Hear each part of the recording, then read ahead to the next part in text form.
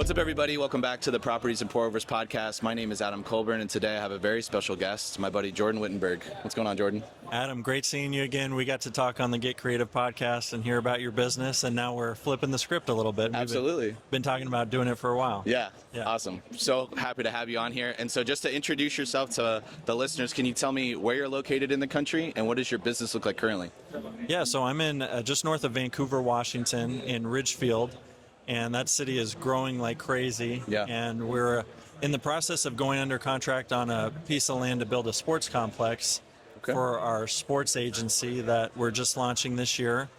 We have a fund that is set to launch at the end of the month, a 506c fund. So Love it. We'll be able to publicly advertise for that and get our athletes connected with real estate deals utilizing creative finance. Wow, amazing. Yeah. And so what did life look like before a sports agency? Like, that's such a lofty, like, I've never even heard of somebody creating this, like, unique niche of things. So, like, what did life look like before that? Or, and, like, how did you get into real estate? Or, like, what's your overall background? Sure. Yeah, well, it's mostly around basketball. Okay. And then I got into real estate as an agent, but I was coaching for 12 years before that. So played college basketball in Oregon. That's always been my passion. Wanted to play at that level. Yeah. Played a couple years of minor league professional basketball, and then I got connected with a guy named Devon Alexander here at Owners Club last summer in Scottsdale. Yeah. Who also played college basketball in Oregon and has built a portfolio of 100 million plus at age 30. Wow. And just dove right in, took action on all these strategies that we've learned from Pace, and built an acquisition team and private money brokering, and really just like implementing these strategies that we're all learning about. Yeah. And so we just hit it off, not just our background in basketball, but we connected really as friends first and foremost. And there was a deal he was helping me work through as we were looking to exit from a restaurant and lodge. And he was instrumental in the financing with that and kind of helping us navigate that situation. Yeah. And so we kind of combined our backgrounds of, you know, where he also played professional basketball in Germany and Canada, passion for helping kids. And now we're like, how do we merge these two worlds of real estate, finance, obviously a lack of financial literacy among youth. For sure. You know, I'm sure there's stuff we wish we would have learned earlier. Oh my gosh. That could yeah, absolutely. Right? Like jump-started our careers in a different way. And you know, and like we heard from Coach Burt today, we got to hear from Michael Burt, who former high school basketball coach, and took his skill set and put it in a different vehicle. Yeah. And used those same skills to solve different problems. And that's sort of what we're doing in a different way. And Devon is also in his mentorship. And so we've learned a lot about pivoting and taking our skills and putting them in to utilize them in a new way. Yeah.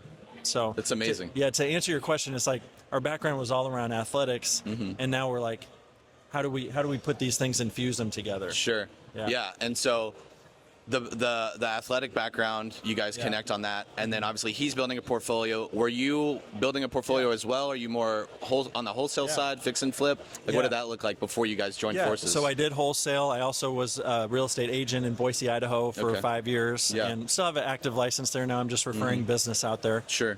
But I quickly learned that, as Pace taught me, that I was in the service business. Yeah. And there's nothing wrong with that, but in the big picture, I knew that the people that were really making plays were investing and owning the real estate. And then when I learned those strategies, I started building my own portfolio in Idaho. Got into 4 or 5 properties out there, a piece of land. We acquired a business, had some lots attached for development. And we ended up leveraging that just to kind of speed ahead as leverage to buy into equity in the sports agency. Okay. So Devon's company acquired my properties in Idaho. We just got them all appraised and said, okay, here's the equity. Now let's apply that as a capital contribution to equity in this new venture. So if I hadn't been doing that, I would have less leverage to jump in.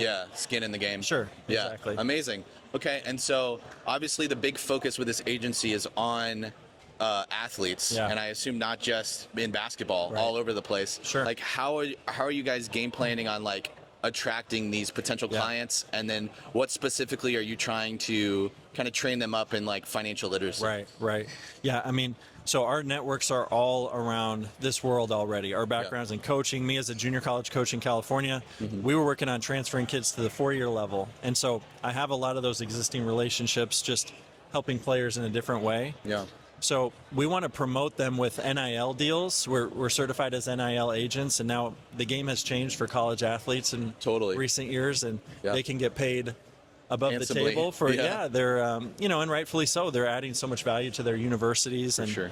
I know there was things happening under the table before that weren't disclosed. It's just now above board, and so we want to sponsor athletes to start and say, hey, we're getting a fund going. We're teaching players financial literacy. We have an education platform called Asset Fusion, and we have a lot of resources to help these kids, get into assets, get into properties.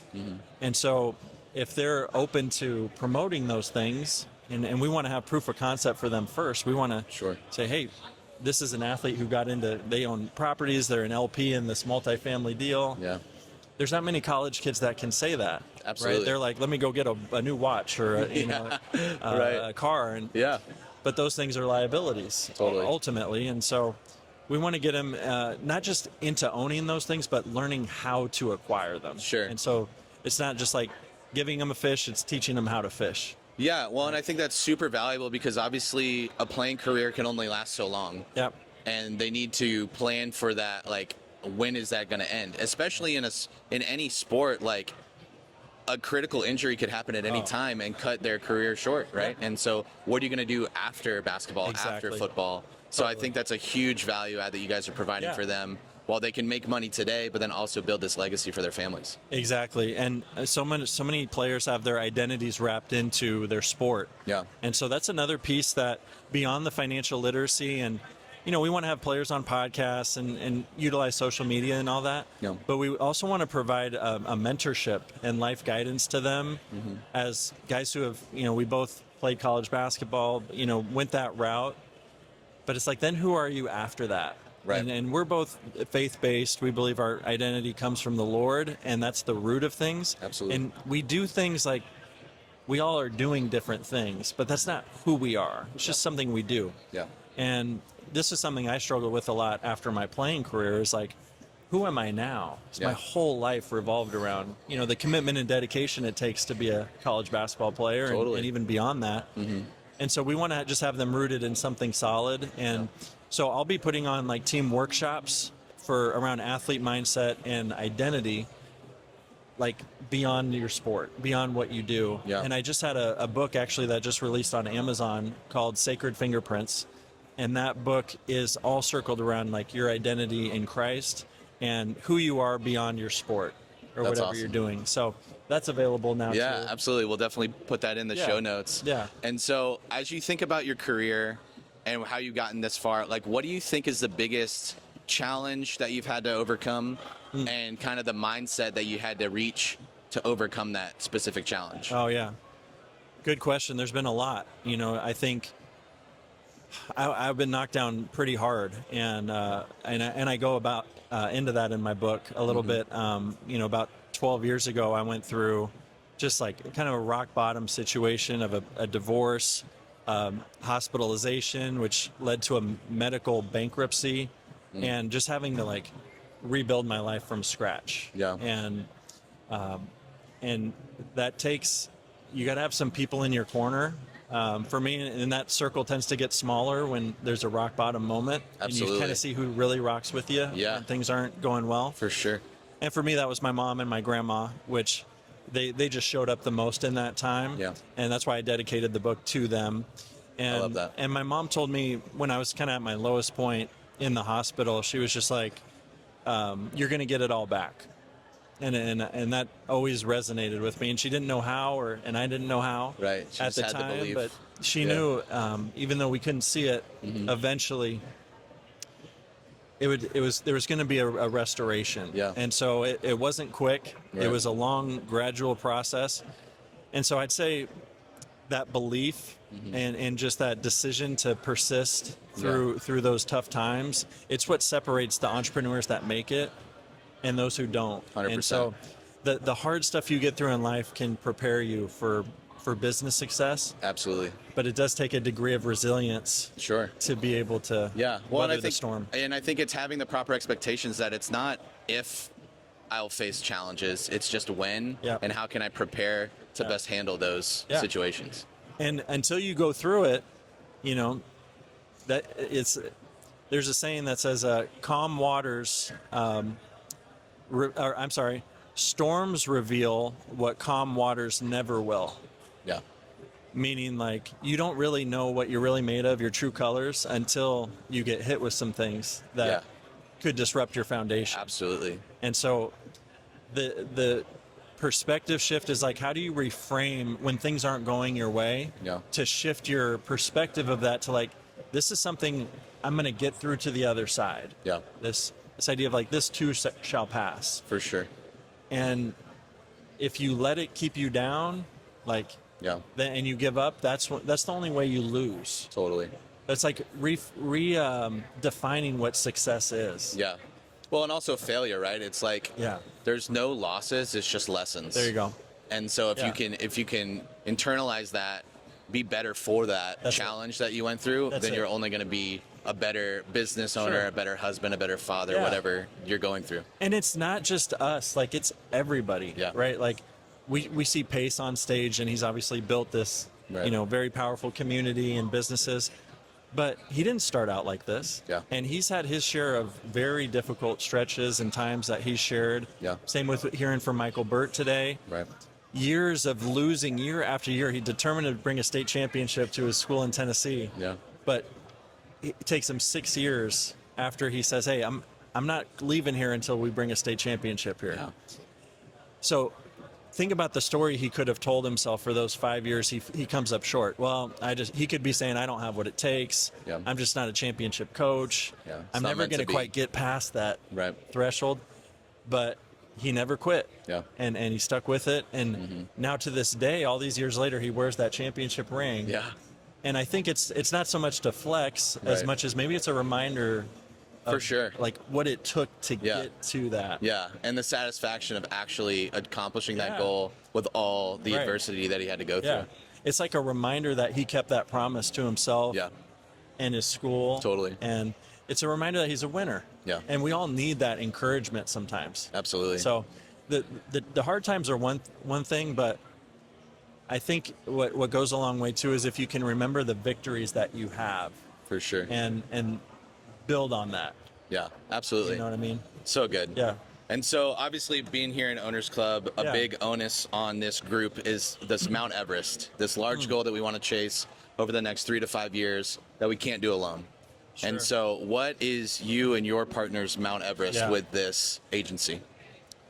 I mean, we want to completely revolutionize what a sports agency is looked at, how it's looked at right now, which is, you just think of, well, they do player representation, and we want it to be a total holistic service of providing life guidance, financial literacy, investment management, and then providing faith-based mentorship, and really prepare these athletes to go be the next world changers and leaders in their community, and help them get rooted in their identity. So the investment we see as our Mount Everest, so to speak, is like, how big of an impact can we have in the day-to-day on these players? And then there's a ripple effect to how we can shift their perspective. Yeah. And now they go out and change their own circles. Yeah. And so there's something to that. It's like you're making waves. Totally. In a different way. And you don't huge impact that you can't even realize for years to come. You don't see it. And who knows, like, what.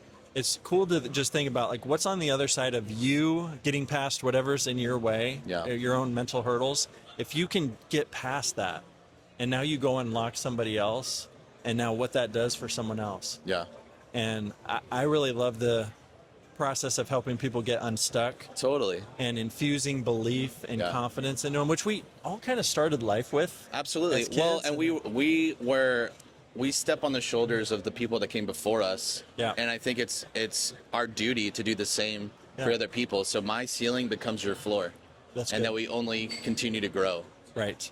And that's why coaching is so powerful. And having a coach who really cares. And like at my heart, that's what I had in my life. Yeah. And it's what I want to be to others. That was my motivation to stay in the game that way, because I knew the impact that coaches have had on me. Totally. And so now we're shifting to still coaching and providing education, just in a different field. Sure. And just expanding to this new skill set that we've developed. Yeah. I love it, dude. Yeah. Super exciting. Yeah. Super exciting. And so if somebody's watching this and they're either an athlete that potentially could talk to you, maybe somebody that wants to have some deal flow for potential acquisitions, some other investment capital, something like that, like where would somebody get a hold of you to learn more about your agency? Yeah. So Jordan at vaughnsportsgroup.com is my email. You can find me on Instagram at Jordan Whittenburg. Like I said, we're launching a fund. We're connecting with college athletes. I'm certified with FIBA. We're partnered with NFL agent, NBA agent Robin Thompson, who's also in Owners Club. Love it. And she's partnered with us. And we're going to handle more of the investment management side as Series 65 licensed, and we can kind of, bring in those accredited investors to the fund. Yeah. But we want to connect business owners to, what advertising through a high-level athlete can bring. Sure. So we have a big one of our clients is a college athlete, and we want to connect them to businesses that they can help build their brand too. Absolutely. And so we're just bridging those gaps, and it's helping the athletes, it's helping these businesses, and we just want to be in causes that are in good alignment with just doing good in the world. Absolutely. I love that. That's awesome. And so last question for you. With all the things that you've learned on your journey through just life and in business, if you were to go back and talk to the Jordan Whittenburg of 12, 15 years ago, what's that one piece of advice that you'd give as you started your career? Man, it's a long list. If I had to narrow it down to one thing, I would say that you need to stop basing your sense of worth and value on what anyone else might think. And so getting this idea of if I have to perform a certain way to get so-and-so's approval, so then I'm good enough, which as a student, and we're like trained and conditioned for that. Like the teacher says I did a good job. The coach says I did a good job. Yeah. And it's not a bad thing to try to do well. Sure. But when you base your whole sense of purpose or value on what someone else thinks, that's a slippery slope. Totally. And so the message of that book in Sacred Fingerprints is really that we all have something unique to offer the world. Like there's no two sets of fingerprints that are the same, which is really cool and evidence of some intelligent design, I would say. Even like identical twins don't have the same set of fingerprints. It's pretty cool. And so I take that as like, we all have something unique to deliver that's for us, and that God gifted us in a unique way that whatever it is, we put our fingerprints on that and we make it better and put our touch. We have the capacity to create and make something great and bless others with it. And everything we do can be a sacred act if we're doing it unto Him, as like an act of honor and thankfulness for the gifts He's given us. Absolutely. And so when you look at it from that perspective, it's like there's never anything that's a meaningless act. Definitely. Everything can have meaning. Every interaction with somebody, every detail that you put into your work and attention, if it's committed to Him, it has value.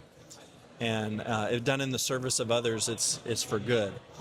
And so that would be the message I'd tell myself is get your identity and approval based on what God thinks about you, not some random person. That's because so good. At the end of the day, in our lives, I think it's what He has to say. We only answer to one of them. That's it. We answer to Him, but also if we can see ourselves through His eyes as loved and cherished and deeply valued and the highest form of His creation, it puts a different sense of like, oh wow, if I could see myself that way and not be so hard on myself and have some grace with myself and the grace He has for me, that changes the way you go about your life. That's amazing. So good. Well, Jordan, I really appreciate the time brother. Adam, breaking down your story. Awesome. Thank you guys so much for watching. Like, comment, subscribe, all that good stuff. Until the next one, I'll catch you later. Peace. Thanks, brother.